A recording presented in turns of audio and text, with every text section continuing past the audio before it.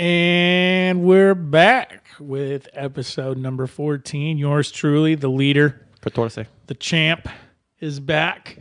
I am. To lead us to the promised land of fitness and health, nutrition, information. So we're going to drop some bombs on you today about the holidays. We, believe it or not, this did come as a surprise to me, and I'm sure it will come as a surprise to many others. Thanksgiving is in 9 days. Yeah, you heard that right. 1 week from Thursday. So this will come out next week as a special on Wednesday. So we want to talk to you guys about how to navigate this very treacherous 45-day-ish period between Thanksgiving and the first week of the new year. When you're on vacations, you're going to families' houses, you're traveling, you might be even staying at home. The pitfalls are everywhere. There is very little room for error if you are trying to maintain some semblance of fitness and health. But we're going to show you how to do it in a few easy steps.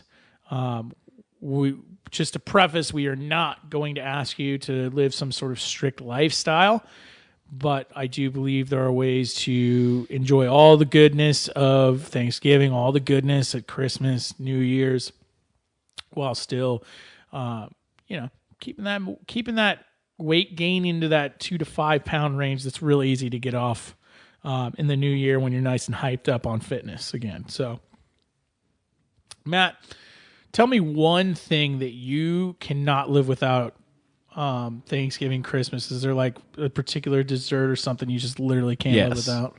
My Aunt Pam's chicken and dumplings. I should have known coming from the South it was going to be some aunt or grandma, Believe great grandma Gammy. Grandma Gammy. My great Gammy. No, we don't call our grandmas that. We call them grandma. Oh. Or mamaw. There it is, mamaw. So chicken and dumplings. So chicken and dumplings. Yeah. That's not too terribly bad. I mean, I feel like that's not exactly the most unhealthy choice. Well, the dough's made of just strict flour. Well, yeah. And the recipe calls for a handful of flour. If you know how much that is. Well, it's generally that's not even a measure. Generally a grip, and then that wasn't quite enough, and one more. Mm-hmm. That's a lot of flour. It's kind of like salt to taste, but what's taste? What really is taste? That's all subjective. Yeah, it's like butter in your popcorn at the movies. But as far as desserts go, though, I'm not really a big dessert guy when it comes to Thanksgiving. Christmas, though, when people bring out the no-bake cookies, y'all don't know what no-bake cookies are. People here call them fudgy bites. It's basically a cookie that you put chocolate cocoa, a little bit of milk, a whole handfuls of sugar, and a little bit of vanilla, some peanut butter, and you mix it up in a saucepan for about 2 minutes. You bring it to a light boil, and this is important because it's not going to stand if you don't bring it to a hard boil. Throw your oats in there and spoon them out onto a wax paper, and they harden and turn into cookies. Hence the name No Bake Cookies. Delicious. You probably just really pissed Shannon off with that one, with all her love for actual baking. Well, she's West Coast baker, so you know. She's from Canada, so The Chinook. Yeah. So thumbs down. So mine is apple pie. Oh, wait a second. Yeah. I went to Apple Hill. Yeah, and got apple everything. Came for me. back with 2 apple pies. Let me tell you right now, there is nothing better than apple pie around the holidays, warmed up, or any type of apple strudel or anything like that. You know, that cinnamon pop in there. So hungry now. And you give me the right kind of vanilla ice cream on top of there, or whipped cream of some sort, and I'll eat the whole pie. That sounds so good. Now, how do I navigate that without becoming lethargic and completely out of control? Oh, one of my great ways that are my tactics to the holiday season when it comes to lots of eating or eating at multiple locations. If you're from the South or the East Coast, where you got to go to 7 different homes. Oh yeah, you got to make the hike. Mm-hmm. Yeah. My favorite thing is to eat small portions, but eat often. Like I don't stop eating. I just don't eat. I don't take my plate and try to see and brag about how high I stack it. I fill it up to where you can't see the bottom, but I don't layer it. And I'll eat that. if I don't go anywhere, I'll just wait an hour or two and I'll just go eat again because there's still food laid out. Yeah, that's very similar to what I do. I will always go for a drumstick on Thanksgiving. If there's a turkey, I'm taking the drumstick. I will literally fight you over a turkey leg. That's all I eat on Thanksgiving is turkey. I get those at Disney World. So I get a turkey leg, and then I'll usually add some mashed potatoes, general veggies. Got to get at least 2 rolls. I feel like anything less than 2, you're not really trying. So at least 2 rolls. I kind of like, at that point, it just depends on the day, probably how much I've been drinking all day. But sometimes I'll just smash it all together into one like smorgasbord of food, and then I'll just throw it in the rolls, and I'll just go to town that way. Sometimes I keep it all separate, and I keep it nice and neat and clean. Not very often. Yeah, I try to take just that, like you said, it's a strategic approach to when I'm eating, which is the whole time. I don't stop eating, but it's more of not layering, because when the people that you see layer their food, they'll usually only eat once. Yep. And then they'll try to eat later, and that's when things really start going south. It's all about pacing yourself. Right. Pace. Now, when it comes to alcohol, that's all, that's subjective, based on very your ability. Subjective. Yeah. It's more based on feel. It's really based on, what's the focus of the night too. You might be around family and it's an all adult thing, and the kids are older, and you're not really doing any of the kid stuff anymore. And that's more, you find that to be more of a drinking type event, Yeah. When the kids are young, obviously the atmosphere's a little different. You're not running around with the kids, keeping them entertained. It's not as much of a drinking event as much as it is a, entertaining thing for the whole family. So I think the drinking thing kind of sidesteps a little bit there in that particular. Well, there's always the one drunk uncle, but besides the drunk uncle, when there's kids around, if you don't want to look like an alcoholic, just save it for the adult time to drink. Yeah, exactly. Drinking again. Drink as much as you want. Have fun. Obviously, do things in moderation and try to keep. Moderation should definitely be the key, right? So, I get a turkey leg. I'm not going to go back for 8 pounds more turkey. The turkey leg's going to do it for me. Oh yeah. When it comes to mashed potatoes, stuff like that, I'm going to get some, and I'm going to eat most of it. But when I'm done eating, I'm not rushing back for seconds. A lot of people, the first thing they do is, I got to go back and get seconds now. I'll usually sit around and talk for a couple hours. I'll enjoy my time. I'll go sit down. I'll have a coffee. I'll go walk outside. Yep. One of the keys that I always tell people, especially during the holidays, there's a lot of downtime. There's a lot of downtime during holiday events. Go for a walk, especially right after eating. I got to walk around just to go talk to everybody. We got 35, 40 people in our house. Not going to make the rounds. There's one hallway, and you got. It's a crispy, chill night. If you have kids that are little, 6, 7 years old too, that are a little rambunctious and they don't want to be sitting around, take them for a walk. Go walk. Yeah. If you got young kids, it's going to be chilly. It might be raining. Who knows? Normally it does not rain on Thanksgiving for some reason. Not in California. Go for a walk. Do something athletic in the morning. Come into class. Come into the Thanksgiving workout. I golfed for 7 years. We had turkey golf every year for 7 years. We'd go golfing, and we always made sure to walk the course. We'd always walk 9 holes. Okay. It's a great way to set your body up, get that little bit of fitness in. Doesn't have to be it doesn't have to be anything intense. And then I would usually walk after eating. And I would never really gain a lot of weight on Thanksgiving. Everybody else would be like, "Man, I feel like shit. I can't walk that well. I feel bloated." But they're stacking their plates up tenfold. They're just sitting around afterwards, unbuttoning their shirts and just kind of going in this lethargic state. If you're just slightly active, it doesn't have to be crazy, but just, hey, start a little walk group, right? There will be people that will walk with you. You might get a little flack for it. You might get a little pushback, but you never know. You might start some sort of tradition. Yeah. You might start a tradition, right? Of people wanting to do that. And then, next year it might be, hey, we're going to do our walk again. And now it's a larger group. And you could theoretically set up a great tradition where, people are a little more active. And you keep doing your thing, and you keep your body moving, and you keep your body burning, and you're going to feel better in the end. And you probably will have much less of a turkey hangover too.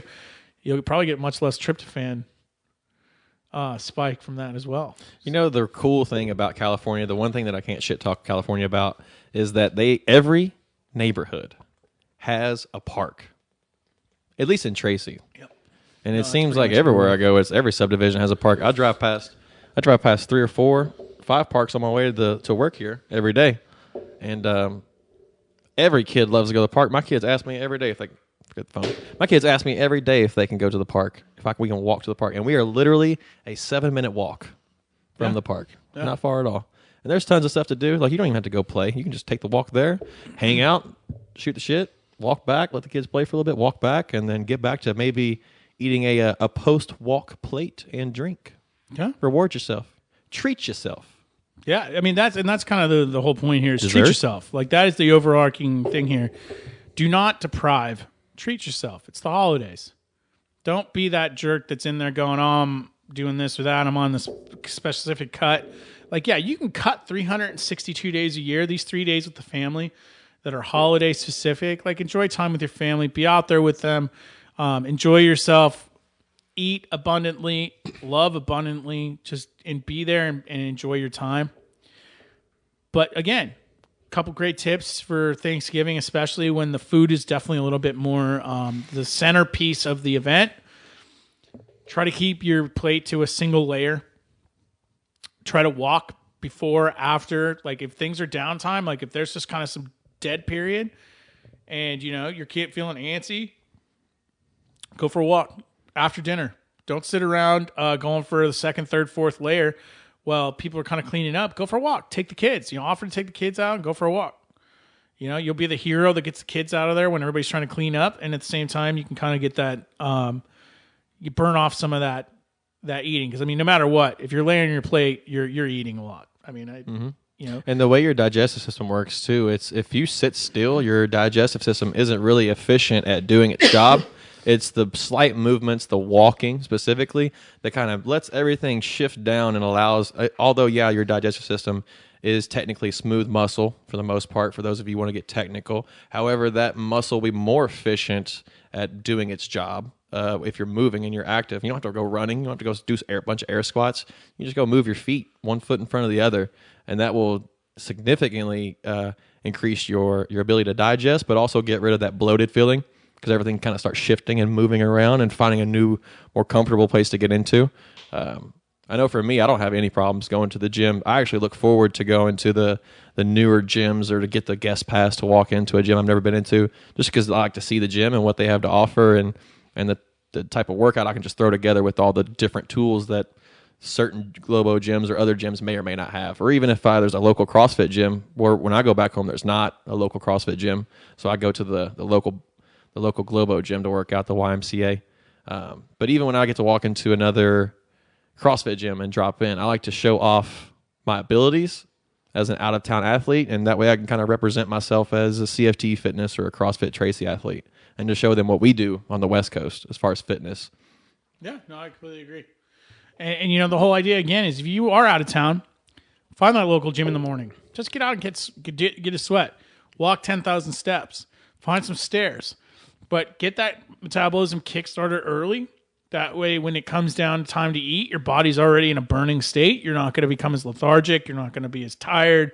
You're not going to be falling asleep at 7 o'clock at night. Hypothetically, obviously, if you eat a boatload of turkey, there's just no way around the tryptophan kick. But, if you're balancing the meal right, you're enjoying everything that Thanksgiving has to offer from family, friends, sitting around the table together, enjoying all that, enjoying that feast, kicking it into the dessert. Don't skip dessert because you feel bad. Like, get that dessert in. Because there are little things you can do.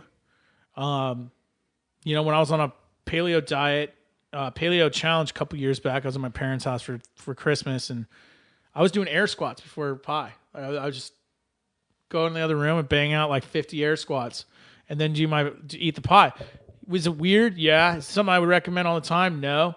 But, I couldn't go out for a walk because it was just a small group, so I couldn't just leave, and it left me just my wife and my parents. So I just went in the other room and did a bunch of air squats real quick, and then I ate pie, and I felt better about it. I didn't feel as guilty. So if you're the type of person that's going to feel guilty about eating dessert, something quick like that. If you're going to feel guilty about eating anything on Thanksgiving, then the morning of Thanksgiving, you should take time and make an effort to do some sort of physical activity. Yep. That way you don't have to worry about doing it during eating, before eating, or after eating. You did it that day, that morning.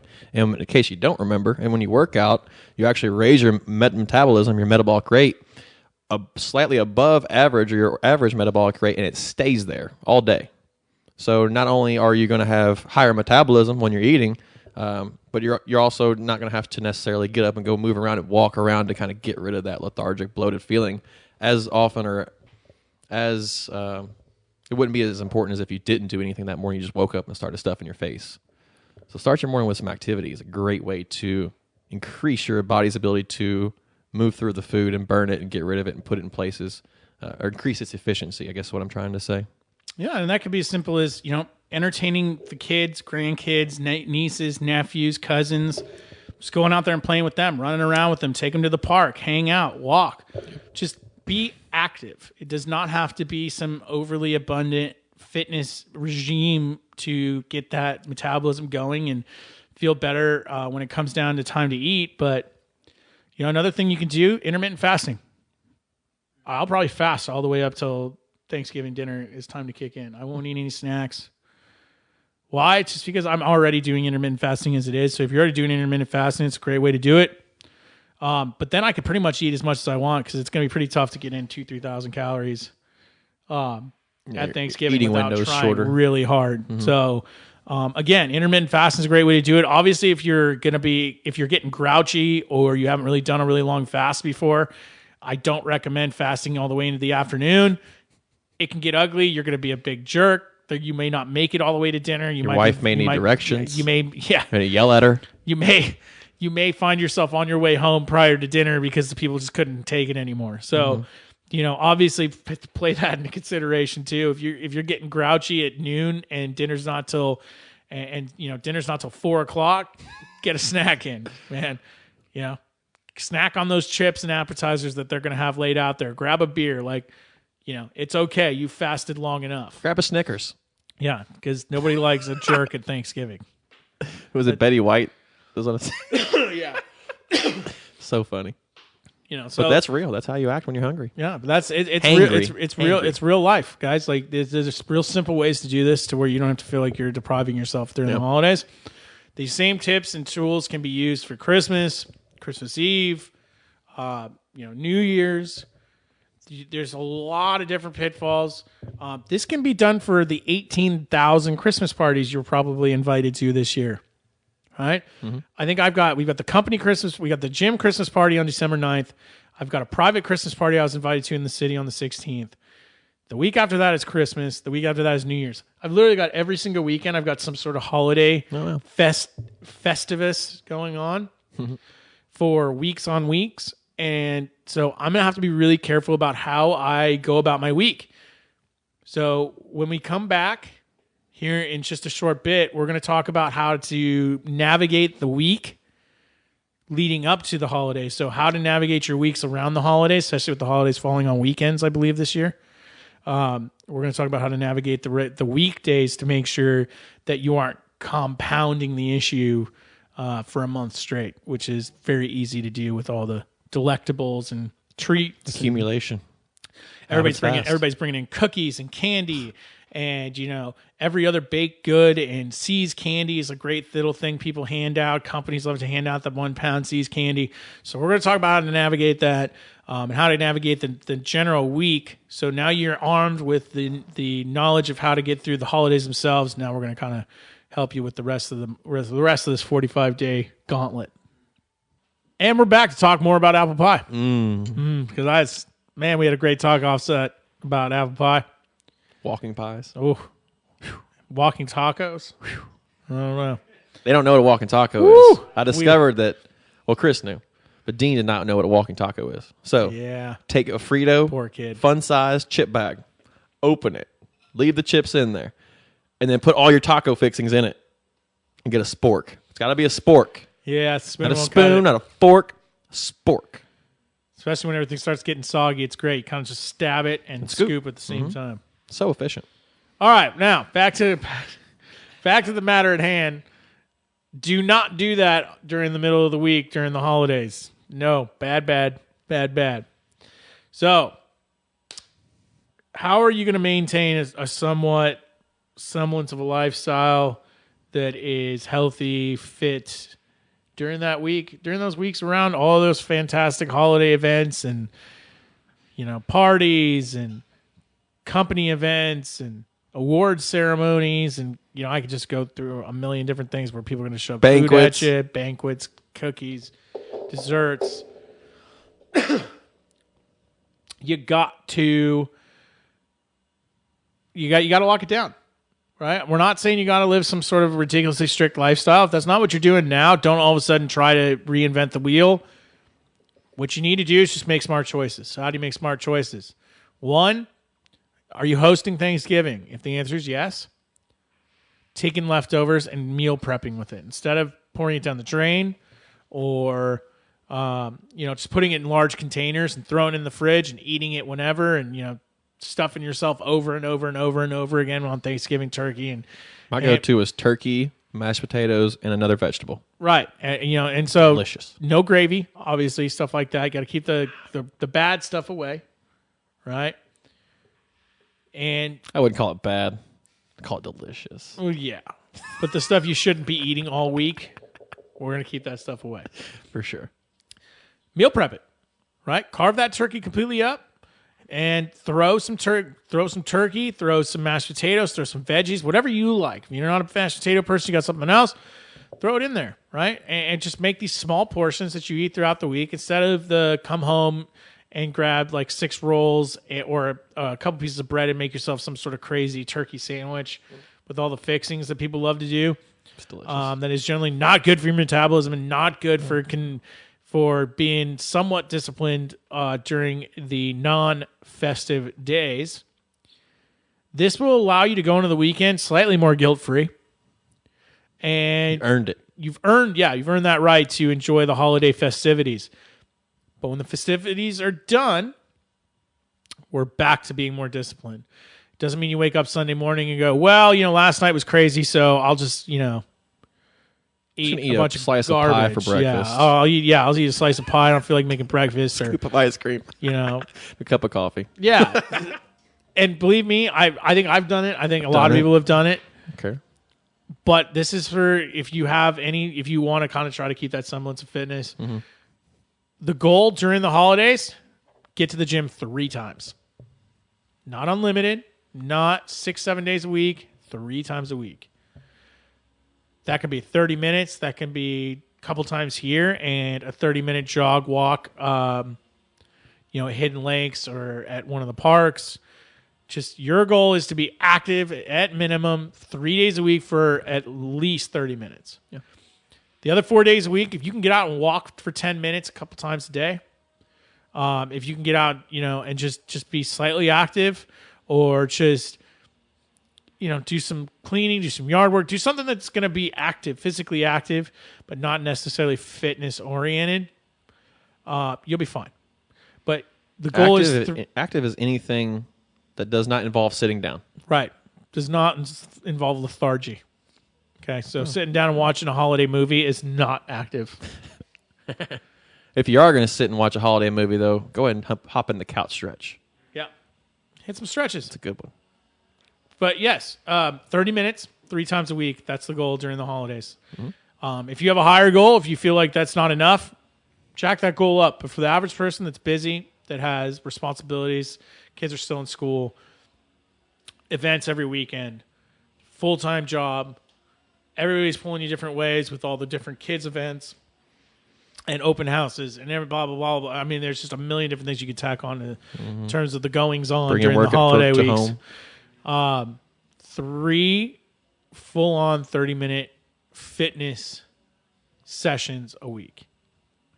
If you combine that with a little bit of discipline in terms of making your festive days festive and making your non-festive days somewhat cleaner eating and making smarter choices, you're going to see success. You might even lose some weight. You might blow your own mind with how successful it was. What we're trying to do is recondition your brain. A lot of us were conditioned during the holidays that, oh, there's candy, eat it. Oh, I smell cookies, I'm going to just eat them the whole week. Oh, there's this, I'm going to eat it. Oh, Thanksgiving leftovers, I'm just going to eat like it's Thanksgiving every day until Thanksgiving food is gone. You need to recondition your brain to live like it is a normal day.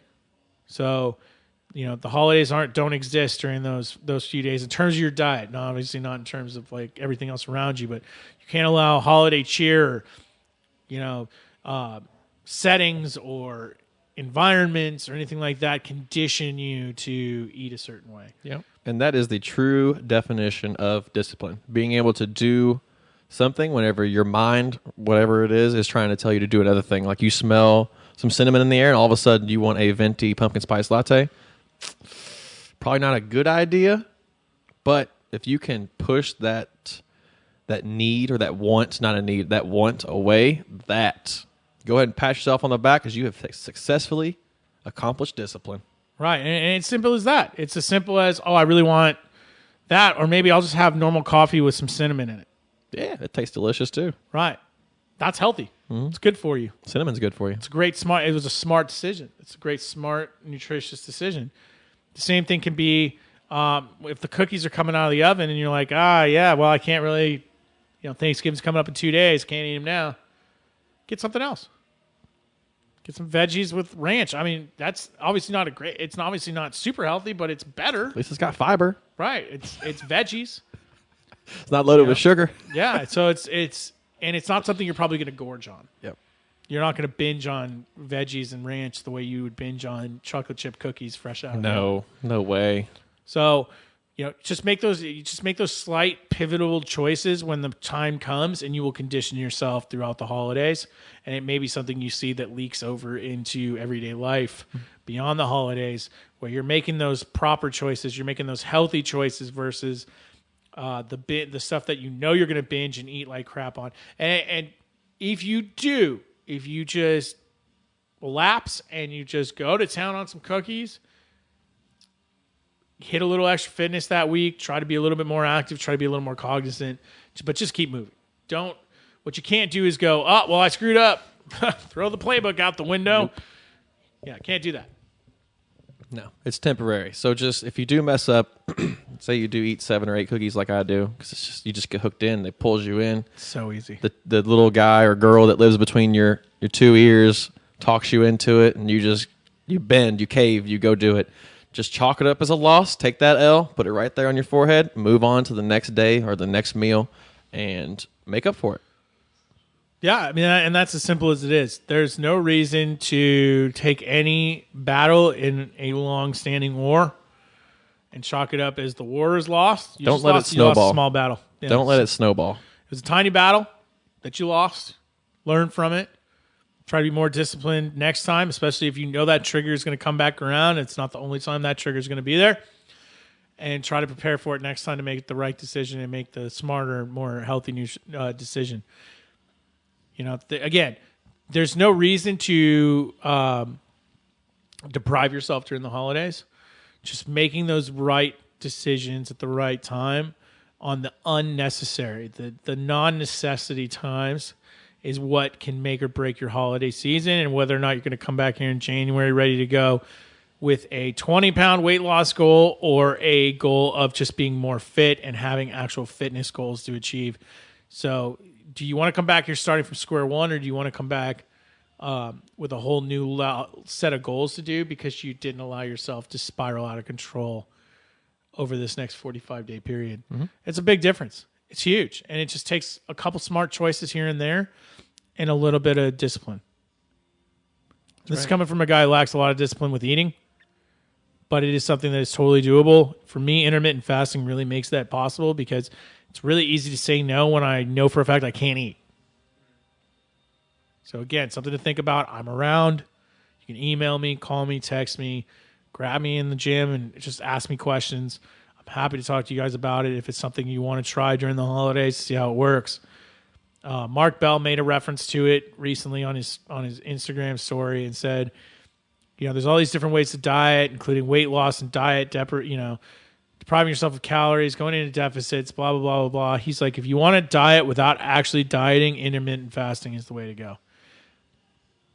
Because you got this short window to eat, especially if you build it up like I did, where I went 24 hours without eating, and then I woke up this morning and I ate a bunch of eggs and ground beef and steak, and it was awesome. That type of intermittent fasting You might lose weight during the holidays, and you can still eat without guilt when the time is right. So if you feel like you're the type of person that's not going to be able to stay disciplined, that is just flat out not going to be able to say no, intermittent fasting is probably the best choice for you. You're just like me. There's no shame in it. We just have a different trigger with food. It is our greatest adversary. And intermittent fasting has really taught me how to think through these things and go, okay, I'm not eating till 4 p.m., period. That's it. Not going to eat till 4 p.m., so when I wake up in the morning and it's 2 o'clock in the afternoon and somebody's got some awesome stuff here at the gym, or on a Saturday morning somebody brings in donuts, it's a sorry, can't. Shannon makes cookies. Yeah, Shannon makes Coach Shannon makes say no to cookies. those. Disclaimer. It's a sorry, I can't eat it. I can't have those donuts on Saturday morning. I can't eat till 4 p.m. At 4 p.m., if there's donuts left, you want to bring me a donut, I will eat that thing. I will gladly eat it. I'm going to save it until 4. I'm going to grab it. Yeah, see, and I can't do that. I cannot Save carry. you I for can't later, tote guy. around a donut and then because I'm going to end up falling apart. I I could say no if it's there. I can say no. But if I'm toting it around with me all day, I'm going to slip up eventually. So I don't recommend toting around the food, especially if you have a trigger like I do. And if you're interested in doing intermittent fasting, and what I've talked about kind of hits home with you, you are the same way. As much as you may not want to believe that, you'll probably have the same issues. So do not tote the food around waiting for that moment to eat it. Keep it somewhere where when you know at 4 o'clock, that's where you're going to be. That's where you eat it. But it's sitting in a fridge. It's sitting somewhere where it's not with you the rest of the hours of the day. That's better. Taunting you. They do talk. Yeah. Calling your name. Or eliciting those little whiffs of goodness out of the box when you least expect it. It's like mazaka bob. Yeah. Whew. That Afghan Got some in the food, fridge. man. Wait till I heat it up. You better get out of the building. That's my lunch today. Yeah, I'm gonna be leaving here in about 5 minutes, so I don't smell it, because that will So chase me all the way through town. So if you're like me and you cave into those desires to eat that delicious, yummy food, whatever it is, candy, sweets, too much biscuits and gravy, for me, that motivates me that day to go do something active. So today, if I spend my whole morning eating bowls of cereal and drinking some coffee and then making French toast and jumping into some biscuit or some eggs and bacon as well, that's a lot of food and a lot of calories. And for me, I feel like a piece of shit unless I get into the gym and go do something for that day. And during that workout, I'll actually push myself even harder just because I know that I caved, and that my punishment or reward, however you want to think about it, is embracing the suck in this workout and pushing through. Because I know that if I want to eat more later on in the day, then I know I have to go work out, because calories is energy in, energy out. And that's my simple way of looking at it. Another way of looking at it is, like Chris said, holding off and developing your discipline and making sure that you're not caving into those wants for the food or the triggers, #triggered. Anything that's going to make you cave, stay away from it. Whatever you got to do, don't leave it around. For me, I can leave a Jarrito sitting right there staring at me, and I know that I cannot touch it until after I work out. But that makes me look forward to working out, because the faster I get my workout over with, faster I get to drink my Jarrito. I got Mandarin today. Indeed. So good. That's my favorite. So good. No, I completely agree. That's exactly what it is. And, for intermittent fasting, what I would recommend is you start it with just waking up and skipping breakfast and just kind of going through your day. And if you get to noon the first day, awesome. Eat at noon. Obviously, don't gorge because you didn't fast that long. But, go till noon. If you're feeling great, you go and you're busy and you go till 2, 3, 4 o'clock in the afternoon, awesome. But monitor how you feel. Monitor your energy levels. Monitor your behavior. Because you're probably being a bigger jerk than you think. Mm-hmm. So kind of monitor or your fuse is shorter. Yeah. Monitor your me. reactions. Monitor your your thought processes on things. If you're just going straight to hit the FU button, you need to eat. Okay, just eat. So just don't make any drastic changes Right. as far as between now and New Year's. Don't try to make all of a sudden, I'm going to fast for 17 hours every day. Don't just all of a sudden do that. Slowly work your way into something, whether it's you're going to be more disciplined during the week and you're not going to cave into those delicious treats or the sugars or the high-fat foods that you shouldn't be consuming every day. Maybe you eat a serving of vegetables every day. That'll be your goal. Or If you're the type of person who does cave in, then make sure you get more physical activity during your week so that you can counteract, because calories in, calories out, although people call it bullshit, it's science and it's true, and it's the law of thermodynamics. It's how the world works. And that's how it's either one or the other. Discipline, whether it's staying away from the food, or discipline using the energy and working out. And again, it's a balancing act, guys. Yeah. It's a balancing act. The challenge we're putting out to everybody that listens to this podcast, and I know it's over 100 people. For all you naysayers, I'm so popular. For all you naysayers thinking nobody listens to this, we have over 100 listeners. So booyah! We're going to go ahead and put out the challenge that you get in at minimum 3 30-minute workouts a week, and that you show discipline once a day, at least one time every single day. You make the right choice. Easy. And that will snowball. That will snowball into 2 good choices, maybe in a 4th day of working out a week. But the issues come when you compound lethargic activity level with massive amounts of food, right? Mm-hmm. So when you're feasting and lethargic, that's when people see the biggest issues. That's when people come in here going, well, I was fit, and now January's here, and now my goal is to lose 20 pounds so I can fit in the jeans I was wearing back in October. And, we don't want that. We want you to come in here going, I'm still wearing the same clothes. Yeah, I'm a couple pounds here or there, water weight, blah, blah, blah, blah. But, we're just going to truck forward with some real legitimate fitness goals. And I'm going to make some more progress. So next year when this time comes around, I'm a completely different person. Yeah. And last thing that I want to leave you with is what we were talking about earlier is if you do make a mistake and you cave into those 7 cookies, we've all done it. I've done it. No shame. Yeah, no shame. Don't think that is the end of your journey or the end of your challenge. Remember, that's just one time, one day. It was a 5-minute mistake. Don't let a 5-minute decision dictate the rest of the weeks of the holidays of how you're going to eat and how you're going to exercise and how your discipline is going to be. If you mess up once, chalk it up as a loss. Take it on the next one. Challenge yourself. Say that I'm not going to make that mistake again, and continue your discipline. Continue working towards staying in your lane throughout the week, and then when the weekend hits, treat yourself. But don't let one bad decision on a Monday lead you into another bad decision on Tuesday, and another bad decision on Wednesday, Thursday, Friday, and on Saturday and Sunday you're just eating because that's what everybody's doing around you, and you don't want to seem like you're a weird fitness paleo cult CrossFitter. No need. No.